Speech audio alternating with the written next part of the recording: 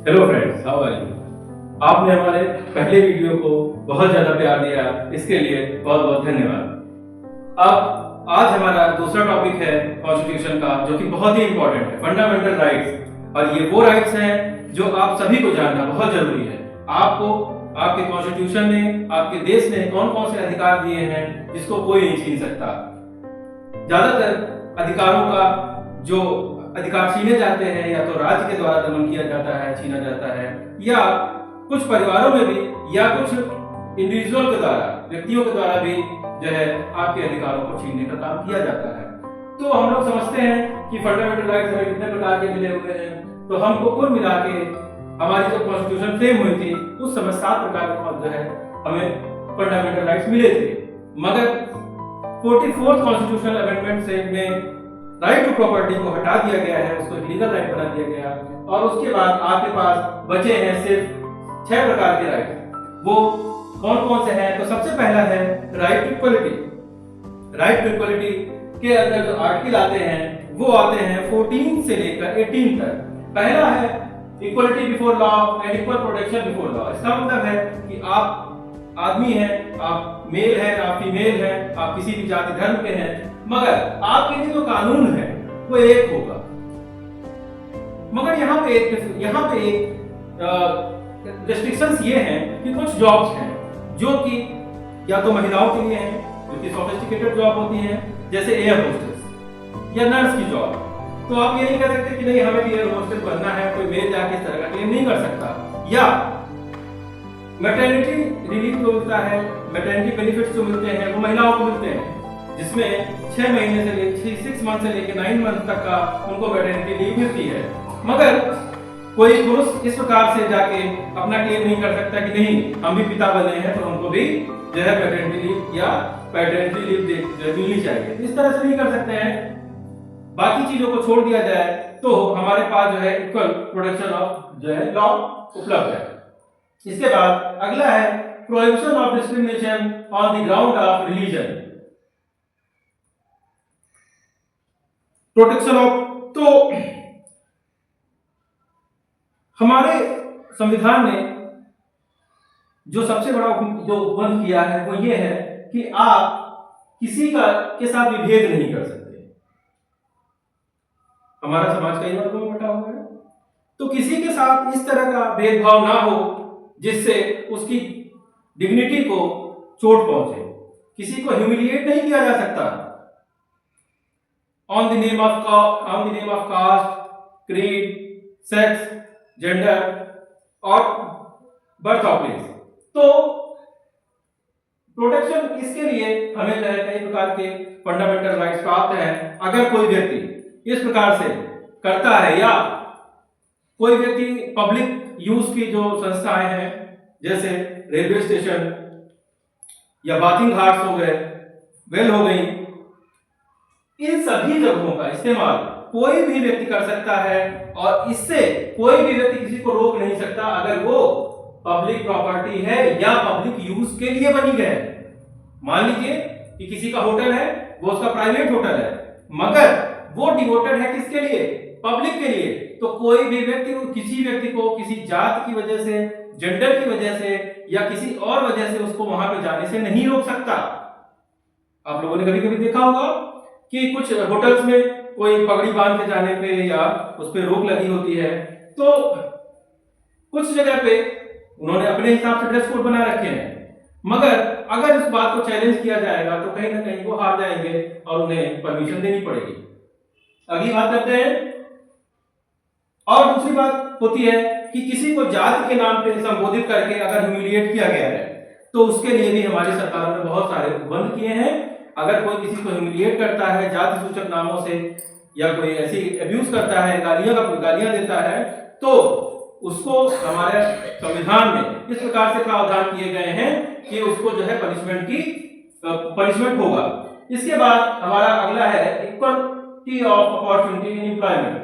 तो हम लोगों ने पहले भी समझा है पेपर में कि इक्वलिटी ऑफ अपॉर्चुनिटी की अगर हम लोग बात करते हैं तो सभी को बराबर अधिकार प्राप्त हो। तो समाज में कई प्रकार के वर्ग हैं जिनके पास जो सोशली बैकवर्ड हैं, जो इकोनॉमिकली बैकवर्ड हैं, जिनके पास इतना पैसा नहीं होता कि वो बहुत सारी तैयारियां कर सकें या बहुत अच्छी हायर लेवल की एजुकेशन कर सकें, तो ऐसे में जो है सभी को कुछ ना कुछ इक्विटी के हिसाब से कहीं पे रिजर्वेशन देके या कहीं पे कुछ स्पेशल बेनिफिट्स देके, जैसे वीमेंस की बात करें तो वीमेंस को कई जगह पे जो है जैसे कि पंचायतों में रिजर्वेशन दिया गया है, उसी तरह से कुछ जॉब्स में या सभी सरकारी जो नौकरियां होती हैं उसमें SC ST को रिजर्वेशन क्या बंद किया गया है। उसके बाद एबॉलिशन ऑफ अनटचेबिलिटी, छुआछूत की अगर बात करते हैं तो कोई भी व्यक्ति छुआछूत या कोई किसी को नीचा नहीं दिखा सकता। अगर कोई किसी को नीचा दिखाने का प्रयास करता है या किसी को जो है किसी भी आधार पे, जाति के आधार पे अगर उसको वर्गीकृत करने की बात करता है, जाति के आधार पे ह्यूमिलिएट करने की बात करेगा, तो फिर हमारी सरकार ने ये हमारे संविधान में ये प्रावधान किया गया है कि वो उस व्यक्ति को ऐसा करने से रोके।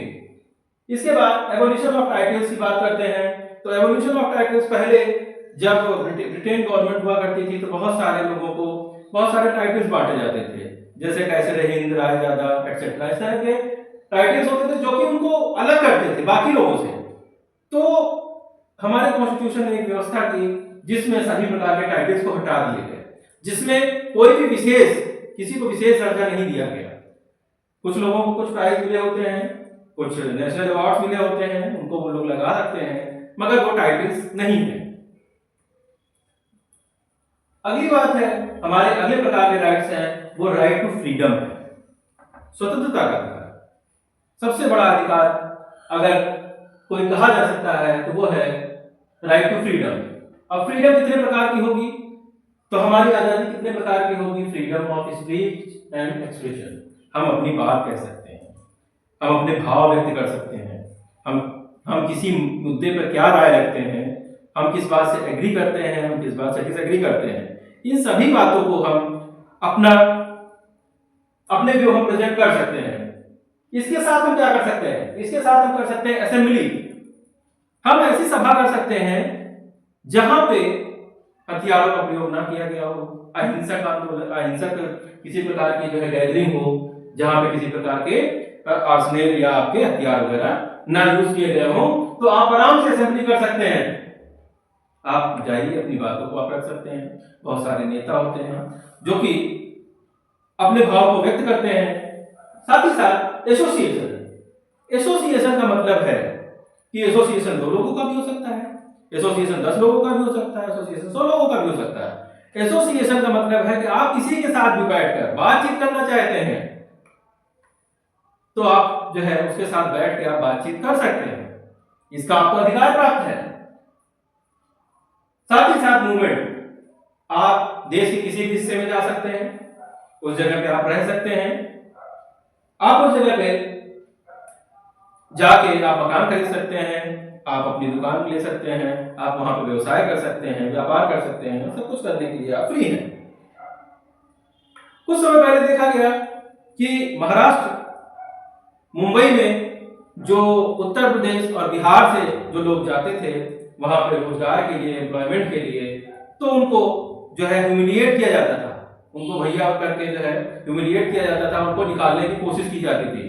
तो ये एक प्रकार से असंवैधानिक है, क्योंकि हमारे देश का कॉन्स्टिट्यूशन ये बताता है कि कोई भी व्यक्ति भारत के किसी भी हिस्से में जाकर के रह सकता है और इसके लिए कोई प्रतिबंध नहीं है, मगर कुछ जगहों को इससे अलग रखा गया है जो कि ट्राइबल इलाके हैं, जैसे कि अंडमान निकोबार या लक्षद्वीप, इन सभी जगहों पे आपको परमिशन नहीं दी जाती है कुछ कारणों से, अदरवाइज आप किसी भी जगह पर जाकर रह सकते हैं। साथ ही साथ आपको वहां पे रहने का, रेजिडेंस का, सेटलमेंट का, आपको वहां पे बसने का और वहां पे आपको प्रोफेशन का जो है आजादी दी गई है। आप वहां पे कोई काम कर सकते हैं, व्यवसाय कर सकते हैं, आप रह सकते हैं, तो इन सभी चीजों के लिए आपको फ्रीडम है।